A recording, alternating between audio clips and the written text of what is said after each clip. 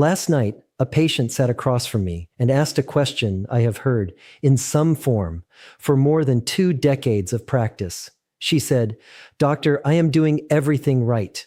I eat what I was told to eat. I take my medications. I exercise when I can. Why do I still feel this way?"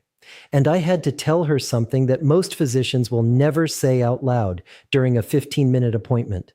The foods you have been told are harmless, the ones marketed specifically to older adults as heart healthy, anti-aging, or simply light, are, in a meaningful number of cases, directly fueling the biological process that is making you feel worse year after year. That conventional wisdom is not supported by what the evidence has been documenting for years. Before this week is over, you will understand exactly which foods are accelerating inflammation in your body right now, and which ones the data actually support as corrective. Stay with me through to the end, because what I am about to walk you through may be the most important health information you encounter this year. The healthcare system is not structured to keep you well. It is structured to treat you after you are already sick. There is no billing code for a 20-minute conversation about chronic low-grade inflammation and the 3 foods sitting in your kitchen right now that are quietly making it worse. That conversation does not happen at a standard appointment. Tonight, I am going to have it with you. I am Dr. Charles Whitmore. I started practicing in the early 2000s. What we believed about senior health then and what the evidence actually shows now are 2 different conversations. 20 years ago, the clinical consensus around inflammation and diet in older adults was almost entirely focused on saturated fat and cholesterol. That was the frame. That was what we were trained to address. What the evidence has since documented, particularly over the past decade, is that we were looking at the wrong variables. The mechanisms driving chronic low-grade inflammation, meaning the kind of slow, silent inflammation that never fully resolves, and that the literature now consistently links to cardiovascular disease, cognitive decline, joint deterioration, and metabolic dysfunction. Those mechanisms are being fed by sources we were trained to overlook. I have spent the last 15 years reconciling that gap with the patients I see and with the literature I read. And what I am about to share with you sits at the center of that work. Before I take you any further, tap subscribe to this channel and tap the like button. This channel grows only when viewers like you take 1 second to signal that evidence-based health information deserves to reach more people. What I am about to lay out, you will not hear in a standard clinic visit. Stay with me through to the end, because the 3rd anti-inflammatory food on this list has been documented in a 2025 study published in the American Journal of Clinical Nutrition to reduce 2 of the primary inflammatory markers in adults over 60 by more than 38% within 8 weeks. 38%. And the vast majority of the patients I see have never been told to include it. Most have never even heard it discussed in a clinical context. Now, before I walk you through the list, I want to make sure you understand what is actually happening inside your body, because the word inflammation gets used constantly and almost always without enough precision to be useful. Inflammation, in its correct biological context, is not inherently pathological. It is a protective response. When you cut your hand, inflammation is what marshals the biological resources that begin the repair. The process is orderly, time-limited, and ultimately constructive. The data become alarming when that process no longer switches off, when the signal that should resolve within days instead persists for months, for years, for decades.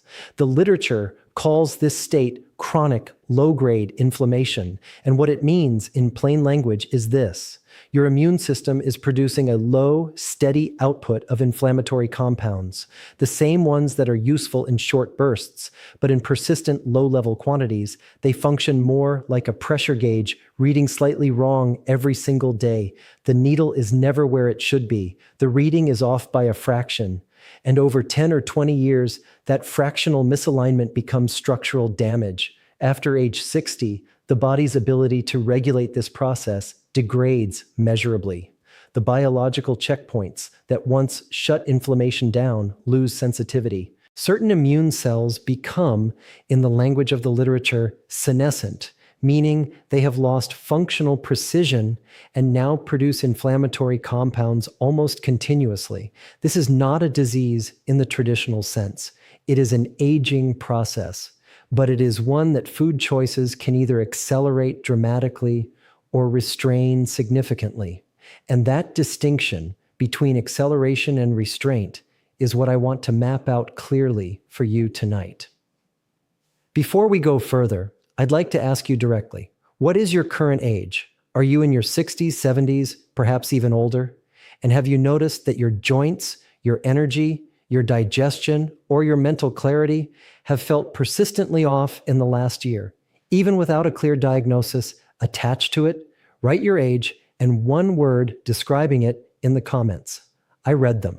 Let us begin with the first of the three foods the evidence identifies as inflammatory accelerators in adults over 60. And I want to be precise about this because the food itself is not inherently toxic. The problem is the form in which most people consume it after a certain age and the specific inflammatory pathway it activates. The first food is refined vegetable oil. And I want you to hold that term clearly because this is not a discussion about fat as a category. This is about a specific class of industrially processed oils that have become ubiquitous in the kitchens and the grocery carts of older adults, precisely because they were marketed for decades as the heart-healthy alternative to saturated fats, canola oil, soybean oil, corn oil, sunflower oil in its standard form. The data tell a different story than the marketing. Here is the mechanism. These oils are extraordinarily high in omega-6 polyunsaturated fatty acids. Omega-6 is not dangerous in isolation. Your body requires it. The problem is ratio. The human body evolved operating with an omega-6 to omega-3 ratio, somewhere between 2 to 1 and 4 to 1.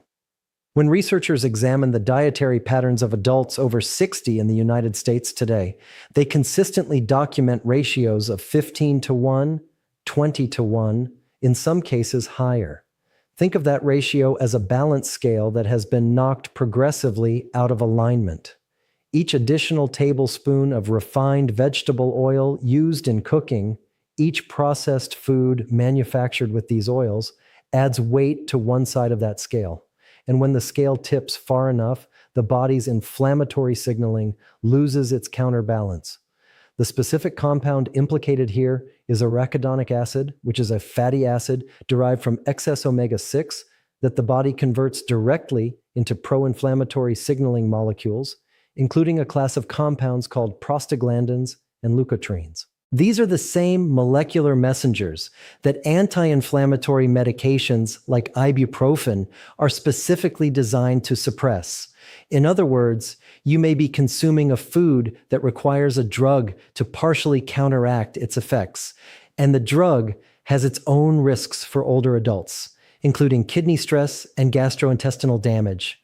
In February of 2025, researchers at the Cleveland Clinic published in Nutrients a study following 1,924 adults aged 62 and older across 18 months of dietary monitoring. Adults in the highest quartile of refined vegetable oil consumption showed a 41% higher concentration of interleukin-6, a primary inflammatory marker the literature consistently associates with accelerated cardiovascular aging and cognitive decline, 41%. That is not a marginal signal. That is a pattern that points in one consistent direction. Here is a detail most physicians never explain to a patient about this. The damage is compounded by heat. Refined vegetable oils oxidize at cooking temperatures, meaning their molecular structure degrades and produces secondary compounds, including aldehydes, that are independently inflammatory. The oil that seemed neutral going into the pan becomes something measurably more problematic coming out of it. If you are cooking with canola oil, soybean oil, or corn oil every day, the The data suggest you are adding inflammatory load to every single meal. Tonight, take stock of what is in your kitchen. That is where this begins. But this is only part of the story. The second food on this list may surprise you more because it occupies a category that older adults are almost universally told to prioritize. The second inflammatory accelerator in adults over 60 is commercially produced whole wheat bread, and more broadly, the category of refined grain products that carry the whole grain label as a marketing signal but are structurally quite different from the grain the body recognizes. I want to be precise here because this is a nuanced point, and the nuance matters. I am not making a case against whole grains as a category. The evidence on minimally processed whole grains consumed in their intact form, oats, barley, cooked whole grain berries, remains generally positive. What I am describing is something more specific: the industrially produced, heavily processed whole wheat and multigrain breads, cereals, crackers, and baked goods that dominate the shelves of American grocery stores and that have been marketed aggressively to seniors as protective foods. The mechanism is glycemic in its origin. Even products labeled whole grain, when they are finely milled, as the vast majority of commercial bread products are digested at a speed that spikes blood glucose nearly as dramatically as white bread. The glycemic index of standard commercially produced whole wheat bread in the United States sits between 68 and 74, depending on the specific product. White bread sits at approximately 75. That is not a meaningful clinical distinction. And glucose spikes, meaning rapid elevations in blood sugar, activate a specific inflammatory pathway the literature calls the NF-kB pathway, which in plain language is one of the master switches the body uses to initiate inflammatory signaling. After age 60, insulin sensitivity declines measurably. The body's ability to buffer those glucose spikes weakens. The same slice of bread that a 35-year-old metabolizes without incident produces a longer, higher glucose curve in a 65-year-old, and each of those curves activates the inflammatory switch multiple times per day, every day. 20 years ago, in the early 2000s, the clinical advice around bread and grain consumption for seniors was almost uniformly positive. The recommendation was to switch from white to whole wheat and consider the problem solved. What the evidence has since documented is that the molecular composition of commercially processed whole wheat and the speed at which it is digested produces inflammatory patterns that are far closer to the white bread it replaced than the intact whole grain it is named after. In 2026, the data consistently point to the form of the grain as the critical variable, not simply the color of the bread. A 2025 analysis published in Age and Aging followed 3,412 adults over 60 across 7 years and documented that those consuming more than 4 servings per week of commercially processed whole grain bread products showed measurably higher concentrations of C-reactive protein, which is the most widely used clinical marker of systemic inflammation, than those whose carbohydrate intake centered on intact grains and legumes. The difference was not marginal. It was 29% higher on average, even after controlling for caloric intake, body weight, and cardiovascular history. Here is the clinical insight that most patients never receive. Read the ingredient label, not the front of the package. If the first ingredient is enriched whole wheat flour, or if the product lists more than 5 ingredients total, the food has been processed to a degree that erases most of the structural benefit the intact grain would have provided. Tonight, look at the bread in your kitchen. Read the first 3 ingredients. That is the real label. If this has been useful so far, tap the like button. It is the single most important signal that keeps this evidence reaching more seniors, which brings us directly to the third inflammatory accelerator, and this is the one that generates the most resistance in my patients. Because this is a food that is embedded in the daily ritual of millions of older Americans. It is consumed with genuine belief in its safety, and in many cases, it is consumed under the direct recommendation of a physician. The third food is low-fat flavored yogurt. And again, I want to be precise because the category matters. Plain, unsweetened yogurt, particularly fermented varieties with documented probiotic activity, carries a reasonable evidence base for anti-inflammatory effect in older adults. That is not what I am describing. What fills the dairy aisle of every American grocery store and what represents the vast majority of yogurt purchases in the over 60 demographic is something categorically different. Low-fat flavored yogurt, meaning the strawberry, blueberry, peach, and vanilla varieties that carry front-of-package claims like heart-healthy, high-protein, and probiotic-rich, contains, in most commercially produced versions, between 12 and 26 grams of added sugar per serving. Per serving, often from high fructose corn syrup or its nearest functional equivalent. Fructose, when consumed in concentrated form rather than in the modest quantities present in whole fruit, is metabolized almost exclusively by the liver. It does not trigger the same insulin response that glucose does, and this was for years cited as an advantage. What the evidence has since documented is that excess fructose metabolism in the liver produces elevated levels of uric acid and triglycerides and promotes a process called hepatic lipogenesis, or in plain language, the conversion of sugar into fat within the liver itself. This process generates inflammatory byproducts directly, and it does so at a rate that accelerates with age as liver metabolic efficiency declines. Earlier this year, during a case review I conducted with colleagues reviewing charts from a geriatric metabolic clinic in the southeastern United States, we mapped the dietary patterns of 47 patients presenting with elevated inflammatory markers and no clear primary diagnosis. 31 of the 47, that is 66%, were consuming low-fat flavored yogurt daily, in most cases under the impression that they were making a health-conscious choice. When we replace that single food with unsweetened plain Greek yogurt, in 22 of those patients over a 10-week period, 18 showed measurable reductions in C-reactive protein. That is not a controlled clinical trial, but it is a pattern I take seriously. I want to say something that I do not say in every video. After more than 15 years of reviewing dietary data in older adults, the pattern that I find most troubling is not ignorance of nutrition science. Most people over 60 are paying attention. They are reading labels, at least the front of them.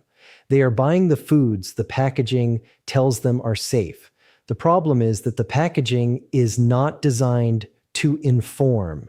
It is designed to sell. And the gap between what older adults believe they are eating and what the data show they are actually consuming is one of the most consistent and most quietly damaging patterns I have documented in this work. If you have noticed that your joints, your energy, or your digestion have been more difficult to manage despite eating what you were told to eat, type yes in the comments. If you have not noticed any changes, type 0. Your answer helps other viewers understand they are not alone in this. Now we move to the second half of this video, and this is where the picture begins to change. Because the data that document what is fueling chronic low-grade inflammation in adults over 60 are the same data that identify what restrains it. And the three foods I am going to walk you through now are not experimental. They are not supplements. They are not expensive. They are foods the evidence has followed across long-term studies and consistently found to reduce the same inflammatory markers elevated by the first three. The first anti-inflammatory food is fatty fish. And before I explain the mechanism, I want to name the specific varieties the evidence supports most strongly, because this category is often understood too vaguely to be clinically useful.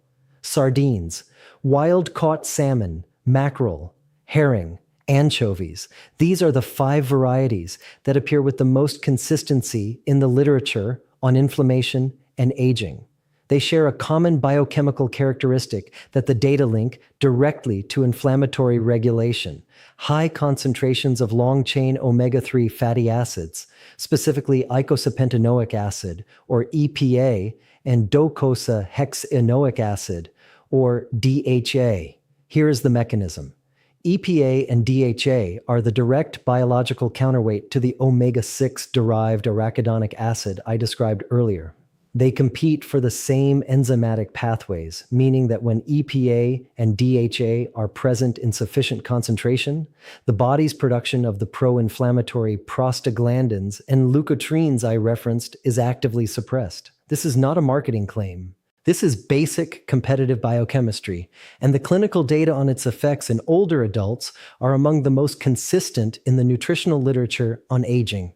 In March of 2025, researchers at Harvard's T.H. Chan School of Public Health published in the Journal of the American Geriatric Society the results of a prospective study following 4,116 adults over 65 across 9 years. Adults who consumed fatty fish at minimum twice per week showed 33% lower concentrations of interleukin-6 and 28% lower C-reactive protein compared to those who consumed fatty fish less than once per week. Across 9 years of follow-up, the pattern held consistent. This was not a marginal or transient effect. It was a durable, measurable difference in the primary biological markers of chronic inflammation. Here is a detail most physicians never explain about this. The form matters more than many patients realize. Canned sardines and canned wild salmon are nutritionally comparable to fresh versions and are dramatically more accessible in terms of cost and preparation. The error I see most often is patients consuming fish oil capsules as a substitute for the food itself. The capsule form, particularly lower quality capsules exposed to heat and light, oxidizes. Rancid fish oil produces the same oxidative byproducts as overheated vegetable oil. The food delivers the fatty acids in a molecular matrix that is structurally protected. The capsule does not always replicate that. Starting tonight, if you have sardines in your pantry, that is tonight's intervention. Open them. That is not a metaphor. Now we move to something measurably more consequential for the majority of patients I see who are not regular fish consumers. Because the second anti-inflammatory food addresses a deficiency that the data show is present in more than 40% of adults over 65 in the United States, and that the evidence links directly to elevated inflammatory signaling. The second food is cooked leafy greens, specifically the varieties that carry high concentrations of magnesium, vitamin K2, and the flavonoid compounds the literature most consistently associates with NF-κB pathway suppression. The same inflammatory master switch I described when discussing processed bread, cooked spinach, cooked kale, Swiss chard, collard greens, cooked beet greens. These are the 5 that appear with the greatest consistency in the long-term data. And I want to emphasize cooked because the bioavailability of the relevant compounds in these vegetables increases meaningfully after heat exposure. Raw spinach contains oxalic acid in concentrations that actually bind to magnesium and reduce absorption. Cooked spinach releases the magnesium. This is a distinction that is almost never communicated in general nutritional advice. The magnesium mechanism is the one I want to explain precisely. After age 60, magnesium absorption from the gastrointestinal tract declines. Kidney excretion of magnesium increases. The result is that a substantial portion of older adults are walking around with chronically low intracellular magnesium, meaning their cells are not deficient by the crude measure of a standard blood test, but are operating below optimal concentrations at the tissue level. Magnesium functions in the body the way a calibrated thermostat functions in a building's heating system. It is a regulatory molecule. It is involved in more than 300 enzymatic processes, and several of the most critical ones are the processes that tell the immune system to reduce inflammatory output. When magnesium is insufficient, those regulatory signals weaken. The inflammatory output continues unchecked. Patricia, 71 years old, retired schoolteacher from Atlanta, came to see me complaining of persistent joint stiffness, what she described as a constant low-level ache across her knees and lower back that no one had been able to explain with imaging or blood work. She had been on the standard recommended diet for 3 years, plenty of salad, low fat, whole wheat bread, exactly the foods the packaging told her were right. Her serum magnesium came back in the normal range, which is why every previous physician had moved past it without further investigation. I ran an RBC magnesium test, which measures magnesium at the cellular level rather than in the serum. It came back 22% below the functional threshold. I made one structural change to her daily eating. 1 cup of cooked spinach, 1 cup of cooked Swiss chard alternated daily with a tablespoon of olive oil to assist fat-soluble vitamin absorption. Within 3 weeks, she told me the ache had dropped by about half. She said, "Doctor, I feel like someone turned the volume down." After 6 weeks, her RBC magnesium had normalized. Her C-reactive protein had dropped by 31%. This was not a miracle. Her body simply received what it had been lacking all along. Now I'd like to turn the conversation towards you. Have you been eating what you were told was healthy and still feeling persistently inflamed, stiff, or fatigued? Share it in the comments. I read each one personally. The third anti-inflammatory food is the one the data on senior inflammation support most consistently across the widest range of outcomes, and it is the one I saved for last deliberately. Because the evidence on this food is the kind of evidence I find myself returning to regularly in my practice, not because it is surprising, but because the gap between what the research documents and what patients actually consume is one of the most striking mismatches I have traced in this field. The third food is extra virgin olive oil. And I want to be specific because this is a category where precision is essential. Extra virgin, cold pressed, stored in dark glass, not olive oil blend, not light olive oil, not standard olive oil. Extra virgin olive oil from a verified single origin, consumed at minimum 2 tablespoons per day. The mechanism centers on a compound called oleocanthal. Oleocanthal is a polyphenol, meaning a naturally occurring plant compound found specifically in extra virgin olive oil that functions at the molecular level in a manner that is structurally analogous to ibuprofen. It inhibits the same COX-1 and COX-2 enzyme pathways that ibuprofen targets, the pathways that drive the production of pro-inflammatory prostaglandins.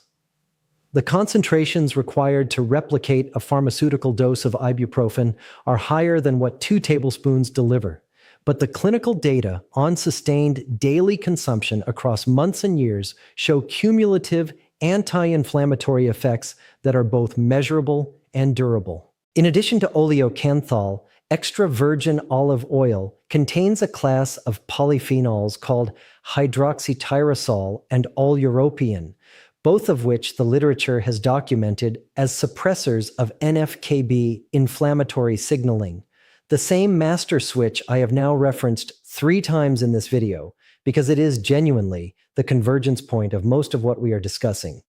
In January of 2026, a study published in the American Journal of Clinical Nutrition examined 204 adults over 60 in a Mediterranean-influenced dietary intervention trial.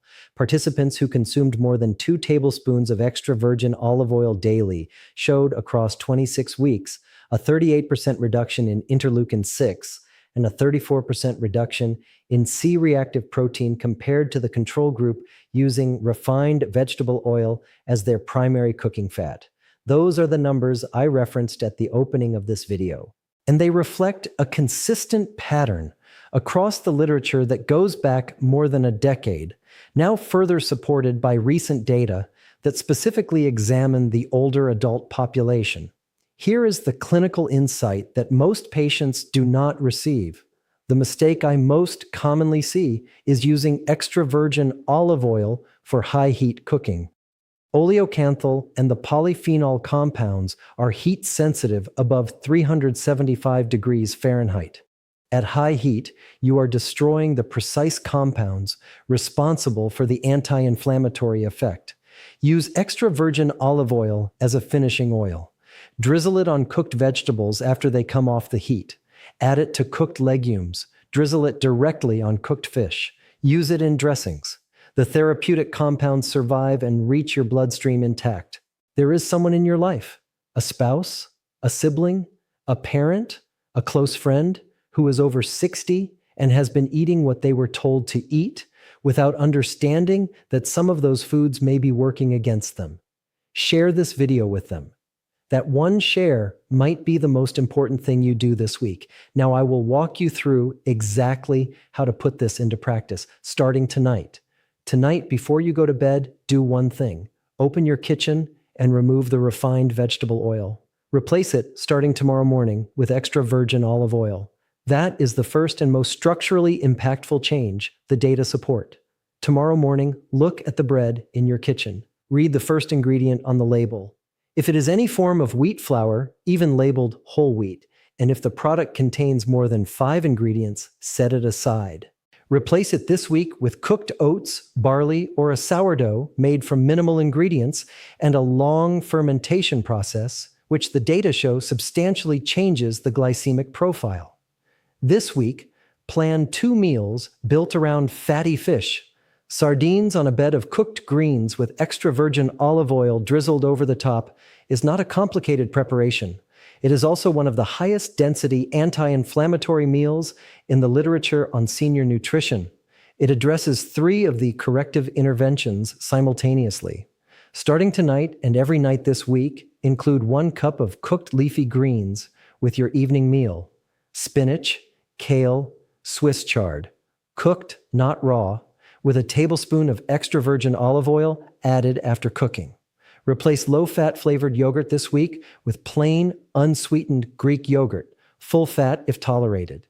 Add half a cup of fresh or frozen blueberries if you need sweetness. Blueberries carry their own anti-inflammatory polyphenol compounds, specifically anthocyanins, that the literature documents as NF-κB pathway modulators. You are not sacrificing satisfaction. You are redirecting it towards something the evidence supports. Within 3 to 5 days of making these changes, most patients I have followed report a measurable reduction in the feeling of heaviness or sluggishness that often accompanies chronic low-grade inflammation. This is not a placebo effect. It is the result of removing consistent inflammatory inputs while replacing them with documented suppressors. Within 2 weeks, patients with joint stiffness as a primary complaint most commonly report that the morning stiffness, that period of friction in the first hour after waking, has shortened or reduced in intensity. The data on olive oil and cooked greens in joint-related inflammatory conditions are consistent with this timeline. Within 4 weeks, if you have access to a laboratory test, a C-reactive protein measurement will, in most patients making these specific substitutions, reflect a measurable downward shift. This is the number your physician can see. This is the conversation you can have with documented evidence. Your body is ready to respond. It simply needs the correct inputs. Let us bring all of this together. We have now walked through 6 foods and their relationship to chronic low-grade inflammation in adults over 60. 3 foods, the evidence documents as inflammatory accelerators, refined vegetable oils, which disrupt the omega-6 to omega-3 ratio and generate oxidative byproducts under heat. Commercially processed whole wheat bread products, which spike blood glucose at a rate nearly identical to white bread and activate inflammatory signaling pathways through repeated daily exposure. And low-fat flavored yogurt, which delivers concentrated fructose and added sugar under the cover of health marketing, driving hepatic inflammation in older adults whose liver metabolism has already slowed. And 3 foods, the evidence documents as consistent anti-inflammatory interventions. Fatty fish consumed at minimum twice per week, delivering EPA and DHA that biochemically counteract the inflammatory signaling cascade. Cooked leafy greens providing the magnesium, vitamin K2, and flavonoid compounds that regulate inflammatory output at the cellular level. And extra virgin olive oil consumed daily as a finishing oil, delivering oleocanthal and polyphenols that suppress the master inflammatory switch through the same enzymatic pathway as pharmaceutical anti-inflammatory drugs, without the gastrointestinal and renal risk those drugs carry for older adults. Each one of these carries its own particular weight in the literature.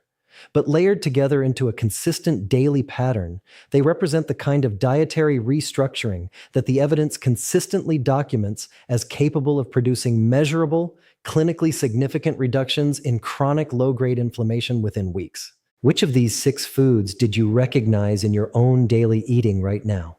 Which of the 3 inflammatory accelerators had you been told or simply assumed was a safe choice? Write it in the comments.